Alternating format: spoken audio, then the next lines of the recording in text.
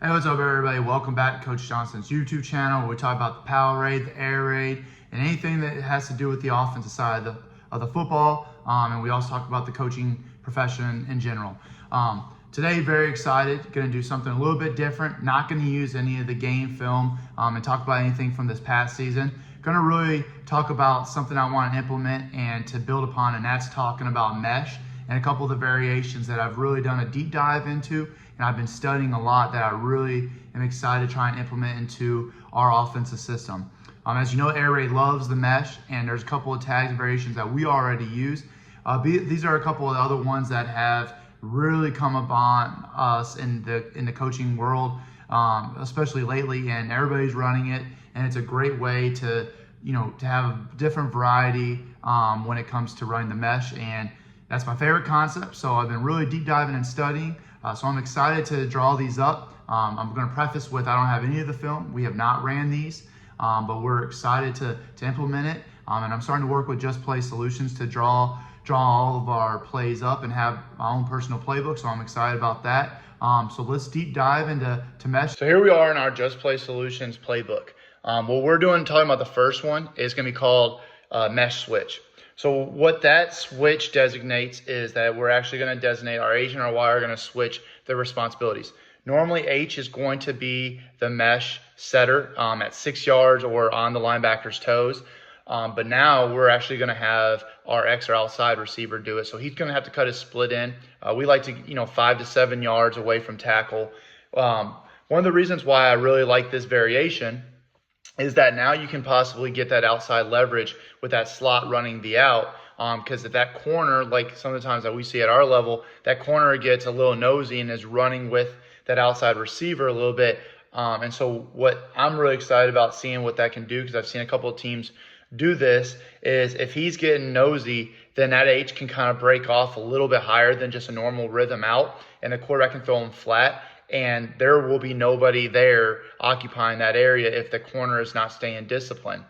But what's even better about that is if we have this running back, so I'm going to show, right now he's on the right side, but let's say that we move our running back here to the left, and we're going to get rid of that, and we're going to have our running back now run that swing to this side.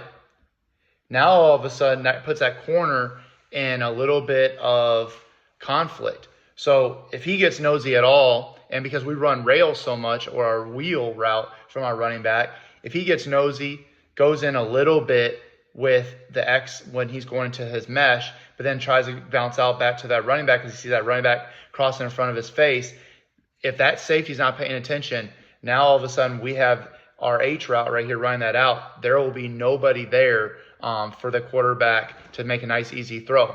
Or if now all of a sudden, if that corner sits on that out, now that running back is possibly going to be wide open. It all depends on what this outside linebacker. But what we're trying to do is, right now when people see that we line up and spread our 2x2, they're possibly running mesh. Well, now this gives a little bit of a different variation and different feel for it. Otherwise, everybody else runs the same thing. Our Z's running his rhythm out. Our Y is going underneath our X. So X is setting it at 6 yards on the linebacker's toes, and Y is getting underneath it, and nothing changes. If they're playing man, you're going to run all the way across the field, try to get open. If you're playing zone, you got to cross the center's face, and you want to sit between the hashes. Don't try to sit any wider than that, because of where we have our other guys going. So that's mesh switch. That's our first variation. Really excited about running it. Like I said, really excited to put more guys in conflict and not allow defenses to sit on our 2x2 and thinking that it's either possibly shallow cross or mesh, and now we can give them a little bit different window dressing. The next variation we're going to talk about is mesh rail. It's really gotten popular over the last couple of years, and it is now a lot of people's mainstay of when they actually do run mesh, because it's a way of getting 5 guys out for the quarterback to be able to read and make the defense have to defend. So here we are in our Just Play playbook, and you'll see that it's a little bit different than a normal mesh because we do have an out breaking route as our rhythm out by our X, and so quarterback can still pre-snap that, of course, but our main thing that we're taking a look at is here on the right side. So what we're going to have is our Z, our outside receiver. He's going to cut his split down a little bit more, and he's going to run an OTB and over the ball at about 10 yards, and he's going to show hands once he gets that open space. Then you still have your mesh part of the play here with our Y and our H.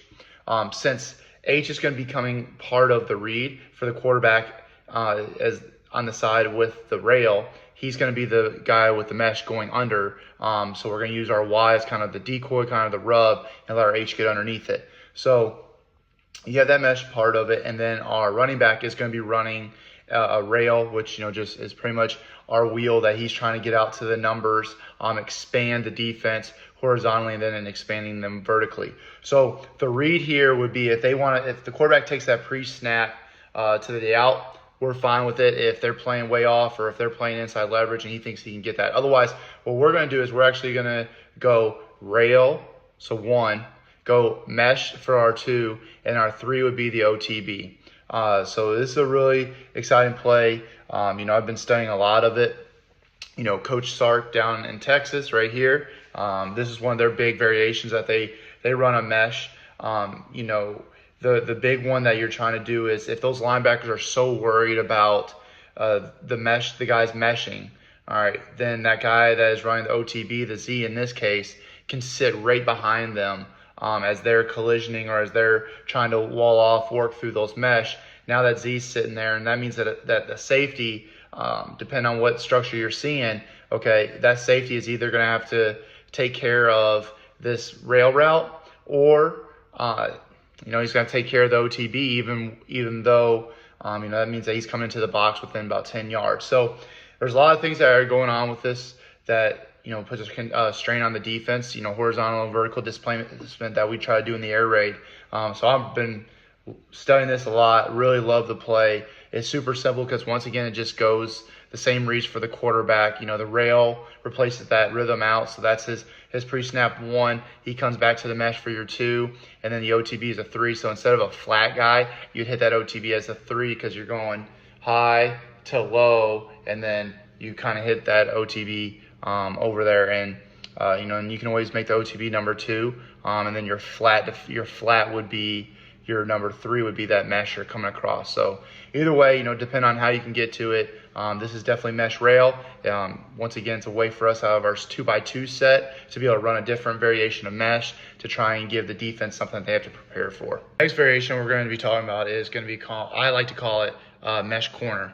So this is kind of meshing a little bit of the original mesh with running the corner and then also having an H run arrow, but it's also a way to try and manipulate and use some bunch and bunch tight, cluster sets when you're within your formation of your offense. So right here, what you're going to see is that we're in a 3x1 bunch tight on one side, and so that means that the single receiver side is going to be running his mesh.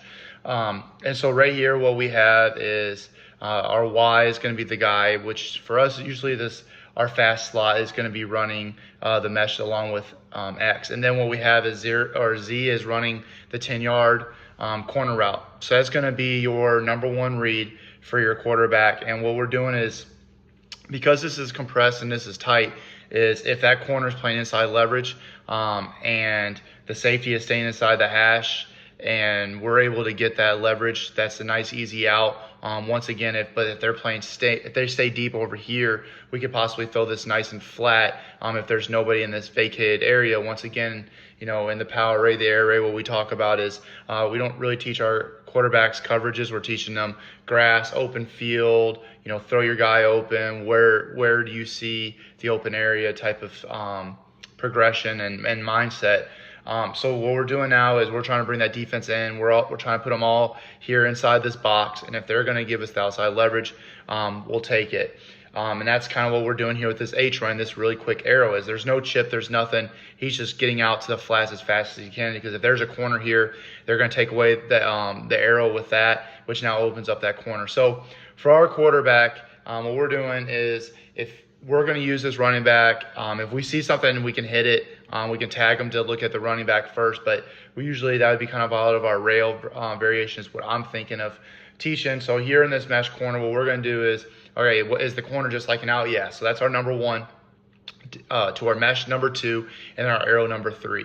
If that arrow is getting out there and we see that that's possibly better than the corner, the mesh. We can make that arrow the number one read. So it's something that, once again, I have not ran it, but it's going to be something that I take a look at and say, all right, what is the thing that's going to get my quarterback the ball out quick in case there's a blitz, in case he has leverage. And so been thinking about what I'm trying to do with this arrow or the corner, which one would be our number one. But in the original air raid, the original version of mesh, that corner is number one. And then you have your flat and then your mesh. So probably going to go with that corner. Is going to be your number one read, down to your mesh, down to your arrow, because it's almost like the swing. And there's your 1, 2, 3, your triangle read. Nothing changes for the quarterback, which we all know that's keeping it simple will help our guys. And then also I messed up here. So what should happen now actually is that our Y is the guy that should be running the over.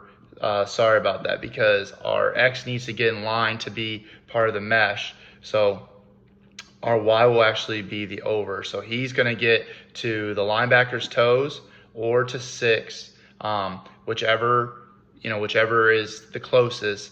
All right, so we're just going to say get here to 6, okay, and then he's cutting across. And boom, we're good there. And so then what we'll do is he can sit down once again in zone, or continue to run with man. And then our X then is the guy that's going underneath. So he's getting to his collision point, probably about 5 yards, just like that, and getting across. And now you see where you create that triangle read for the quarterback, and it's a very good one. The corner route is something that if people aren't playing it right, like we talked about earlier, it can be wide open. But if the quarterback decides to go with the rail, then what he can do is he can kind of go where it goes rail, all right, then you have your over mesh, all right, and then your under mesh if he's sitting down. So that would be your 1 to 2 to 3 right here, and then that side would kind of be dead, because we like to make it very simple of boom, boom, boom, quick progression. So our third variation here is the mesh corner. Once again, I love it because you can bring in that tight condensed set. You can do it out of your normal trips. You could even do it in spread and bring some motion. Bunch of different ways, but everybody knows their tag. Everybody knows that what they're running inside the concept, which allows the players to play fast. Quarterback, same reads as normal mesh, so it allows everybody to play fast, simple, and hopefully be effective. So here we are in our last variation that we're going to add to mesh that we're looking to install, and did a bunch of study on it, and everybody knows it was one of the number one plays already at 2024, and this season hasn't even started for the fall, but it is mesh traffic. So I like to keep it easy for the quarterback. I like to keep it simple. That's why we're adding some tags and variations to mesh to keep it simple with the amount of different concepts we run. So it's a little bit of a mix of a couple of different things, including with our mesh. So we just did our mesh corner. So here is our corner. Our Z's running our corner. So that's going to be, that number 1. All right. And then you have your Y who's already ran it. He's going to be running the OTB. But what these two guys are kind of doing, along with our H here running that mesh, is that they're going to actually be kind of causing a rub, causing a destruction down here in the red zone, trying to free up the running back, running a little arrow from the backfield. And what's going to happen, especially down in the red zone, is they're probably going to have a linebacker that's lined up right over here on the running back, taking his eyes on him. And because of how much we run the running back on to that side, whether it's a swing or whether it's a wheel, they think that he's going out to the left. And then we're going to bunch it up a little bit to cause even more confusion down in the red zone, or just in any tight situation that they might be trying to play man. So our H, our Z, and our Y are all trying to collision with any guy that is playing man, or that if they're playing in any type of zone, they are trying to cause traffic and not allow this linebacker to flow out and to get to that running back. So from the progression of a quarterback spot is we are going to want to take that Z, where he's going to be aiming for that back pylon, find that grass, throw a possible jump ball, or if you win based on alignment, number 1, easy throw to that corner route so the quarterback has a bailout in case the whole purpose of the play does not work with that running back in on the flats. Then what we're going to be working is we're going to be working our number 2. So if that corner goes back with the corner route, all right, and this linebacker cannot get through this, now that running back should be wide open, which we've seen the Niners with McCaffrey, the Packers did it with Aaron Jones, Michigan did a lot, Ohio State. A lot of people have ran this that like to get to the ball into the running back's hands, and they just use everybody else is kind of going through the middle of the defense, trying to cause any type of a rub, a legal pick and sort of way. So number 1 to the corner, number 2 to that running back, and now we're going to be going back. And once again, I need to redo this because this X will actually be getting into the picture for the quarterback as number 3. And so nothing changes with how we've been doing our mesh, and that's what's going to be great for the quarterback, especially with everything that's going to be going on right here. It's really great that we're going to be able to keep what we've been teaching them the entire time. Nothing changes for what is 1, 2, 3, get rid of it type of read is. And then one thing that can also happen is once you're starting to study this is if all of this causes a bunch of pollution and bunch of traffic, this H could be wide open on this backside, which I know Ohio State has done as well. And I'll show you a little bit of what Ohio State was doing with Marvin Harrison as well to get him open into nice open space. But we're going to do this drawing right here. So he's going to be getting to that 5, right over the center, and getting out here and staying flat on his line. Okay, so the other thing that you can do is, yeah, you have all that going on, but what Ohio State was actually doing was they're actually having that running back here run that rail, because now if you're thinking about this, if this corner is right here and he's watching anything going on, he's going to be able to sit right on that back mesh part.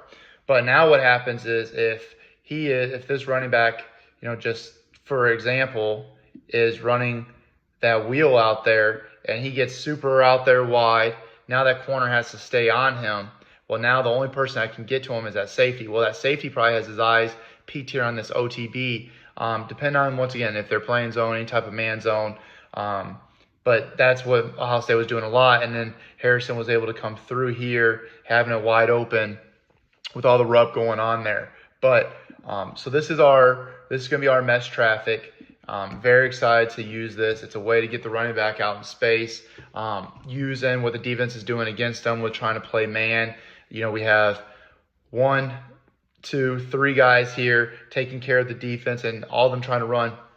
And now if they have a linebacker right here trying to get through to the running back, I'll take my running back anytime over a linebacker, anywhere I've ever coached. I think anybody would take that matchup. And if that's what they're doing, you can run that traffic or that little arrow route and he gets out there to the flats.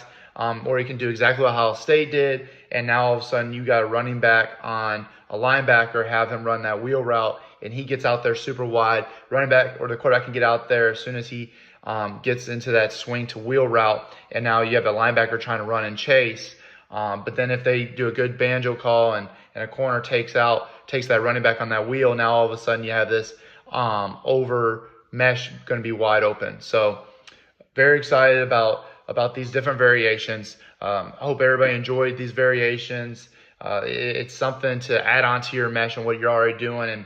And once again, for me, is what I'm trying to do is, we use a lot of wide splits, a lot of different formations, and I want to be able to bring in a little bit more formations when it comes to tags with like tight, like this tight bunch and doing that, and being able to cause a little bit of conflict with the defense, having to line up, doing stacks, doing bunches, bringing them in tight to where they have to be prepared for and they have to think about it. And then if you can find ways to run your base plays and the plays that you run the best, and now find variations that can incorporate these formations, and your guys can play fast because they know what routes they're running. The quarterbacks know their progression. Nothing changes on their part. They're not having to think, and they can play fast. It can cause a lot of conflict for the defense. So thank you for subscribing. Please share this video. Hope you enjoyed it, and I hope everybody has a great day.